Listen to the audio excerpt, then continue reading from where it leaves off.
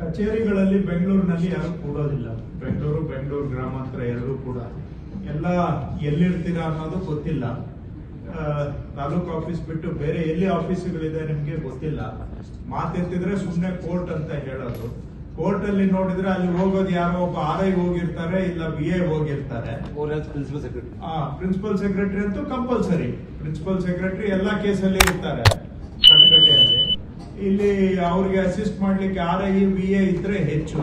ಆದ್ರೆ ಇಲ್ಲಿ ತಾಲೂಕು ಆಫೀಸ್ಗೆ ಹೋದಾಗ ಯಾವ ತಹಶೀಲ್ದಾರ್ ಕೂಡ ಕೂಡೋದಿಲ್ಲ. ಕೇಳಿದ್ರೆ ಎಲ್ಲ ಕೋರ್ಟ್ ಕಚೇರಿ.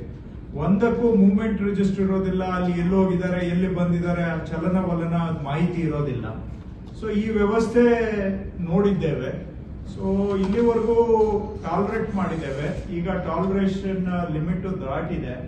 ಸೊ ಈಗ ಇದು ಸರಿ ಹೋಗ್ಬೇಕು. ಸರಿ ಹೋಗ್ಲಿಲ್ಲ ಅಂತ ಹೇಳಿದ್ರೆ ಅದಕ್ಕೆ ಪರಿಣಾಮ ಆಗ್ಬೇಕು. ಎರಡೂ ಹುದ್ದೆ. ನಾನು ಅದಕ್ಕೆ ಸೆಕ್ರೆಟರಿ ಅವ್ರಿಗೂ ರಿಕ್ವೆಸ್ಟ್ ಮಾಡಿದ್ದೇನೆ, ಕಮಿಷನರ್ DC ಅವ್ರಿಗೂ ರಿಕ್ವೆಸ್ಟ್ ಮಾಡಿದ್ದೇನೆ. ಈ ಎರಡೂ ವಿಷಯದಲ್ಲಿ ಹೇಗೆ ನಾವು ಸುಧಾರಣೆ ತರಬೇಕು, ಸುಧಾರಣೆ ತರಲಿಲ್ಲ ಅಂದ್ರೆ ಅದಕ್ಕೆ ನೆಕ್ಸ್ಟ್ ಏನಾಗಬೇಕು, ಇಷ್ಟೇ ಇವತ್ತು ಚರ್ಚೆಯ ವಿಷಯಗಳು. ಸೊ ಇಷ್ಟು ಮಾತ್ರ ನಾನು ಪ್ರಾಸ್ತಾವಿಕವಾಗಿ ಹೇಳ್ತೇನೆ. ಇನ್ನು ಹೆಚ್ಚು ಮಾತಾಡಿದಷ್ಟು ಕೂಡ ನಾನು ಹೇಳಿದ ವಿಷಯಗಳು ಡೈಲ್ಯೂಟ್ ಆಗುತ್ತೆ. ಡೈಲ್ಯೂಟ್ ಮಾಡ್ಲಿಕ್ಕೆ ನನಗೆ ಇಷ್ಟ ಇಲ್ಲ. ಸೊ ನೀವು ಎಲ್ಲರಿಗೂ ಕೆಲವರು ಒಳ್ಳೆಯವರು ಇದ್ದೀರಾ, ಬಟ್ ಇನ್ ಕೆಲವರು ಎಲ್ಲರಿಗೂ ಮೀರಿದವರು ಇದ್ದೀರಾ. ಎಲ್ಲರಿಗೂ ಮೀರಿದವ್ರಿಗೆ ಭೂಮಿಗೆ ಇಳಿಸೋದು ನಮ್ಗೆ ಗೊತ್ತಿದೆ, ಒಳ್ಳೆಯವರಿಗೆ ಅಪ್ರಿಶಿಯೇಟ್ ಮಾಡೋದು ನಮ್ಗೆ ಗೊತ್ತಿದೆ. ಸೊ ಹಾಗಾಗಿ ಇದನ್ನ ಅರ್ಥ ಮಾಡ್ಕೊಂಡ್ರೆ ಒಳ್ಳೇದು. ಅರ್ಥ ಮಾಡ್ಕೊಳ್ಳಿಲ್ಲ ಅಂತ ಹೇಳಿದ್ರೆ ಅರ್ಥ ಮಾಡಿಸುವ ವಿಧಾನಗಳು ಕೂಡ ಇದಾವೆ.